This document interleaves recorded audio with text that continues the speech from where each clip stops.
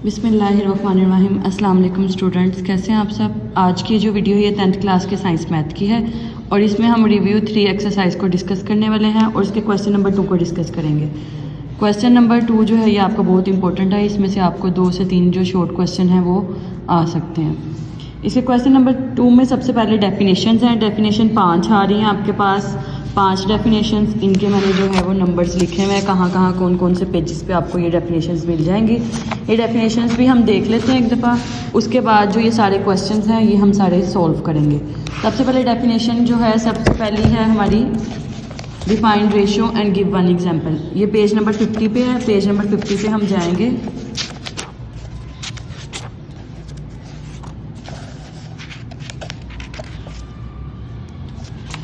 Page number 50 पे आपको ये रेशो की डेफिनेशन मिल जाएगी, साथ आपने एक एग्जांपल अगर उन्होंने कहा हुआ है तो भी देनी है, अगर एग्जांपल नहीं कही हुई तो भी आपने एक एग्जांपल लाजमी तौर पे मेंशन करनी है।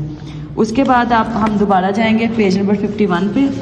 पेज नंबर 51 पे आपको प्रोपोर्शन की डेफिनेशन मिल जाएगी, ये सेकंड वाले में है। इसमें आपने प्रोपोर्शन की डेफिनेशन इतनी करनी है और साथ आपने बताना है कि मीन्स और एक्सट्रीम जो होते हैं वो कौन से होते हैं। उसके बाद पेज नंबर 53 पर आएंगे। पेज नंबर 53 पर आपको डायरेक्ट वेरिएशन की डेफिनेशन मिल जाएगी। डायरेक्ट वेरिएशन की डेफिनेशन के साथ साथ आपने इसको याद करना है, उर्दू में भी कर सकते हैं, इंग्लिश में भी कर सकते हैं। साथ आपने ये लाजमी लिखना है जो साइंस बताए हुए हैं, ठीक है। उसके बाद पेज नंबर 55 पर आएंगे फोर्थ वाले के लिए। पेज नंबर 55 पे आपको इन्वर्स वेरिएशन की डेफिनेशन मिल जाएगी। इन्वर्स वेरिएशन की डेफिनेशन भी आप यहाँ से कर सकते हैं, यहाँ से लेकर यहाँ तक, और इसमें भी आप लोगों ने इक्वेशन जो है ये लाजमी तौर पे मेंशन करनी है। उसके बाद हमारी जो 5 वाली डेफिनेशन है पेज नंबर 59 पर हम आएंगे। ये आप लोग यहाँ से भी नोट कर सकते हैं, मैंने सारे लिखे हुए हैं। पेज नंबर 59 पर हम आएंगे। पेज नंबर 59 पर है आपको कंपोनेंटो डिविडेंडो जो है वो थ्योरम है। कंपोनेंटो डिविडेंडो थ्योरम की 2 पॉइंट्स हैं, आप लोग इनमें से कोई भी एक लिख देंगे। पहले बताएंगे ABCD के दरमियान में क्या आपका रिलेशन है, उसके बाद हम बताएंगे कि इन दोनों में से कोई भी एक लिख दें। अगर आप दोनों भी लिख दें तो भी ठीक है, कोई एक भी लिख दें तो पूरे नंबर आएंगे। उसके बाद आपका क्वेश्चन है 6 वाला कि फाइंड x करें अगर हमारे पास इस तरह से प्रोपोर्शन मौजूद हो। तो इसमें से हम x किस तरह से फाइंड आउट करेंगे। एक हमारे पास फॉर्मूला है product of the mean and product of extreme. तो मीन्स का प्रोडक्ट हम लिखेंगे product of means is equal to product of extreme.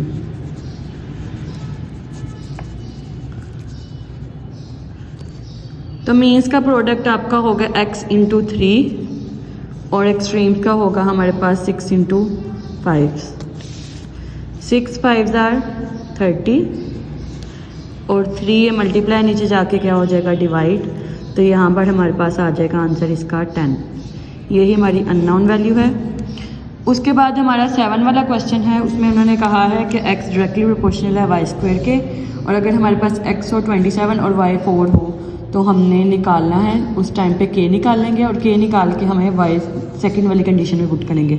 सबसे पहले हमने प्रोपोर्शनैलिटी का साइन हटा के यहाँ पर प्रोपोर्शनैलिटी कांस्टेंट लगा देना है। x की जगह पे 27 आ जाएगा और k वैसे आ जाएगा, y की जगह पे 4 आ जाएगा और स्क्वायर आ जाएगा। 27 उसी तरह से आ गया और k उसी तरह से रहा और 4 का स्क्वायर क्या आ जाएगा 16। यहाँ से ये 16 मल्टीप्लाई में नीचे जाके क्या हो जाएगा डिवाइड में आके हमारे पास k की वैल्यू आ गई है 27 और 16। अब हमने y की दूसरी वैल्यूज़ यूज़ करनी है और k की वैल्यूज़ यूज़ करके y की वैल्यू निकालनी है और x की वैल्यू यूज़ करनी है। यानी कि x is equal to k Y square में हमें y नहीं पता और x की वैल्यू क्या है 3 है और k हमने यही वाली वैल्यू पुट करनी है जो भी हमने फाइंड आउट किया। तो यहाँ पर हमारे पास x की जगह पर 3 आ जाएगा, k की जगह पर 27/16 आ जाएगा और साथ y स्क्वायर आ जाएगा। y चाहिए तो y स्क्वायर को अकेला छोड़ेंगे हम। 16 मल्टीप्लाई डिवाइड है, उधर जाके क्या हो जाएगा मल्टीप्लाई, और 27 क्या आ रहा है हमारे पास मल्टीप्लाई में नीचे जाके क्या हो गया डिवाइड। 3 9 are 27, हमारे पास 16/9 आ जाएगा। ये y स्क्वायर आ गया है। अब स्क्वायर को ख़त्म करने के लिए दोनों साइड पे हम क्या लेंगे स्क्वायर रूट लेंगे। स्क्वायर रूट से कैंसिल आउट हो जाएगा, 16/9 आ जाएगा। स्क्वायर रूट लेंगे तो 16 और साथ जब हम रियल वैल्यूज़ में डील कर रहे थे तो प्लस माइनस दोनों वैल्यूज़ लगाते हैं। 16 का 4 आ जाएगा और 9 की जगह पर 3 आ जाएगा। ये हमारा वाई का आंसर आ गया। ठीक है, इसके बाद हम चलते हैं इसके 8 वाले पार्ट की तरफ। 8 वाला जो पार्ट है सेम उस क्वेश्चन की तरह है। ये आपका 3.2 का क्वेश्चन है आपके पास। u डायरेक्टली प्रोपोर्शनल है 1/v के। अगर u ये हो और v हमारे पास 3 हो तो हमने k निकालना है। उसके बाद हमने ये वाली वैल्यू लगा कर v निकालना है।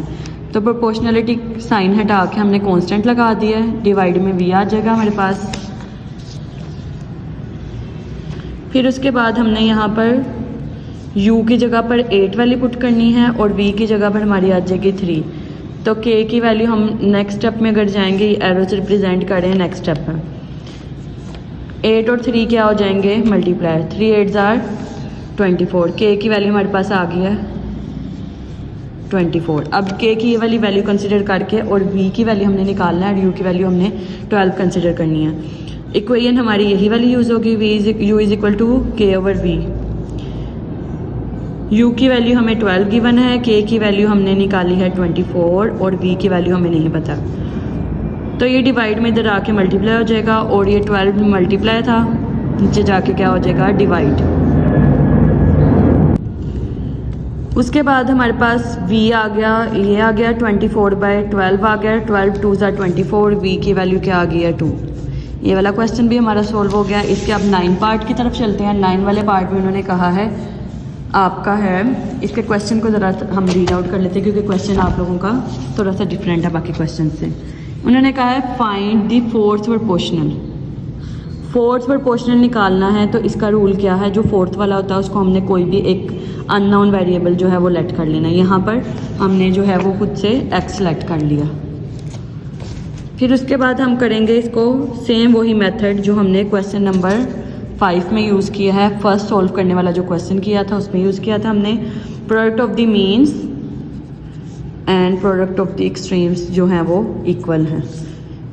तो यहाँ पर हमारे पास आ जाएगा 7 × 6 और प्रोडक्ट ऑफ द एक्सट्रीम्स में 8 × x। x की वैल्यू क्योंकि फाइंड आउट करने हैं, ये मल्टीप्लाई वाली वैल्यू नीचे आके क्या हो जाएगी, डिवाइड। तो 7 × 6 डिवाइडेड बाय 8 आ जाएगा और x आ जाएगा। x हमारे पास आएगा, कटिंग कर सकते हैं हम, 2 3 ज़ा 6, 2 4 ज़ा 8। तो हमारे पास आ जाएगा 7 × 3 डिवाइडेड बाय 4। अब मज़ीद कटिंग नहीं हो रही तो हम लिखेंगे 21/4। जो फोर्थ वाली टर्म हमारी आ रही है 21/4 है। यही इसका क्या है, फाइनल आंसर है। इसके बाद हम चल रहे हैं इसके नेक्स्ट पार्ट की तरफ। मीन प्रोपोर्शनल निकालना है। तो मीन निकालने का क्या तरीका है, ये आपका 3.4 का क्वेश्चन है। मीन निकालने का ये तरीका है कि सेंटर में हमने 2 अननोन वेरिएबल जो है खुद से एक ही की फॉर्म में इंट्रोड्यूस करवाने। हमने खुद से x और x ले लिया है। प्रोडक्ट ऑफ द मीन एक ही रूल यूज़ कर रहे हैं और प्रोडक्ट ऑफ द एक्सट्रीम्स 16 × 49 और ये आ जाएगा x × x। यहाँ पे आप लोग लिखेंगे product of the mean and product of extremes. ठीक है, और इसके बाद हम करेंगे मल्टीप्लाई तो x² आ जाएगा। फिर इसका जो हम लिखेंगे अगर मल्टीप्लाई करके देखें तो ये हमारे पास आ रहा है 684। तो यहाँ पर हमारे पास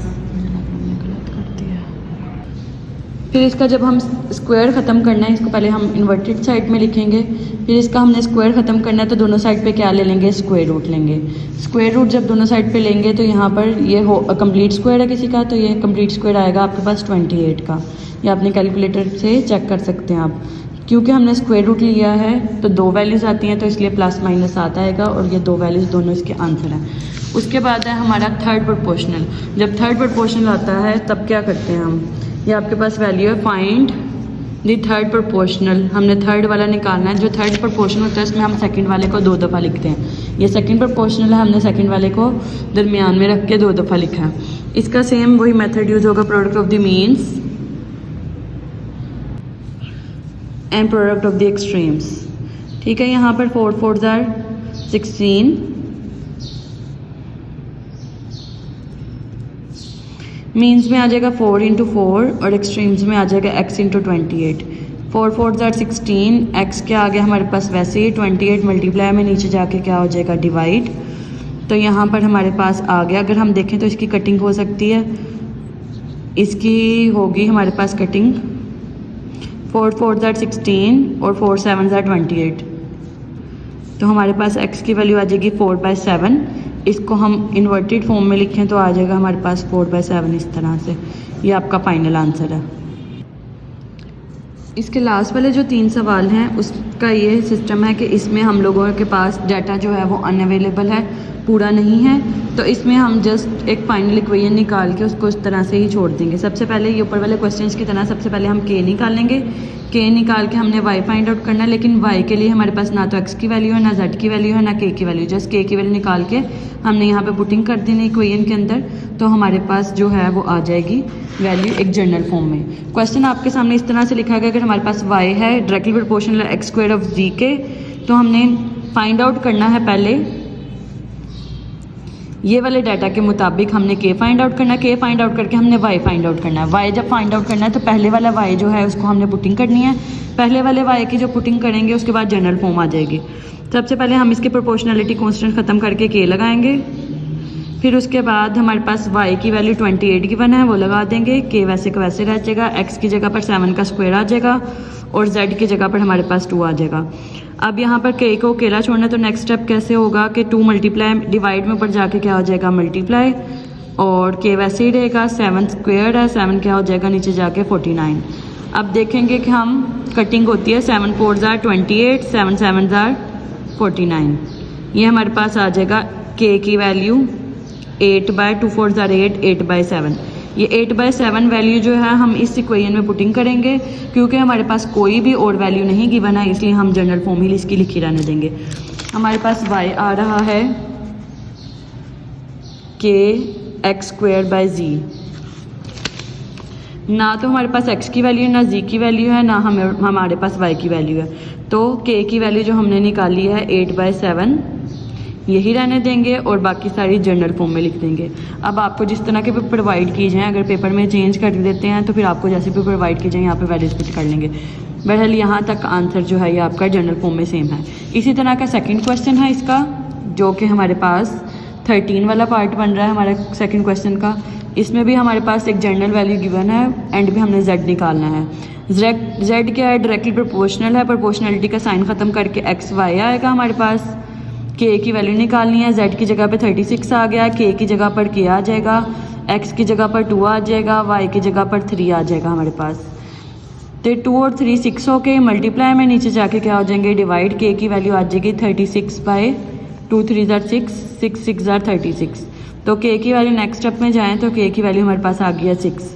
ये जो k की वैल्यू 6 आई है इसको जनरल वाली इक्वेशन के अंदर हमने पुट करना है, क्योंकि हमारे पास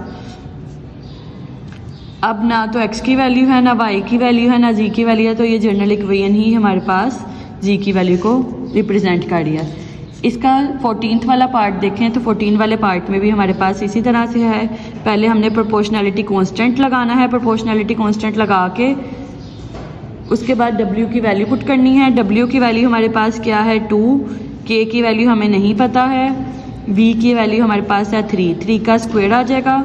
ये डिवाइड में ऊपर जाके क्या हो जाएगा मल्टीप्लाई, 3 का स्क्वायर आ गया 9, 9 2 मल्टीप्लाई हो गए, 9 2s are 18 आ गया हमारे पास। अब ये जनरल फॉर्म आ गई है हमारे पास, w = k/v²। तो हम क्या लगाएंगे, जस्ट k की वैल्यू लगा देंगे 18 और बाकी कोई भी वैल्यू हमें क्योंकि नहीं पता है तो इसलिए यहाँ पर हम पुटिंग नहीं कर सकते हैं। ठीक है, ये इसकी जनरल फॉर्म में आ जाएगी। इसमें भी आप कोई भी वैल्यू पुटिंग करके इसमें w की वैल्यू भी निकाल सकते हैं और v की वैल्यू भी निकाल सकते हैं। इसके साथ ही ये जो है आपका क्वेश्चन नंबर 2 जिसके 13 पार्ट्स हैं वो कंप्लीट हो गया है। इसमें से आपको फिर रिपीट करिए, 2 क्वेश्चंस लाजमी पेपर में आते हैं। इसके साथ ही ये वीडियो एंड हो रही है। वीडियो को लाइक सब्सक्राइब और शेयर कर दीजिए। कोई चीज़ नहीं समझ आती तो कमेंट सेक्शन में आप पूछ सकते हैं। अल्लाह हाफिज़।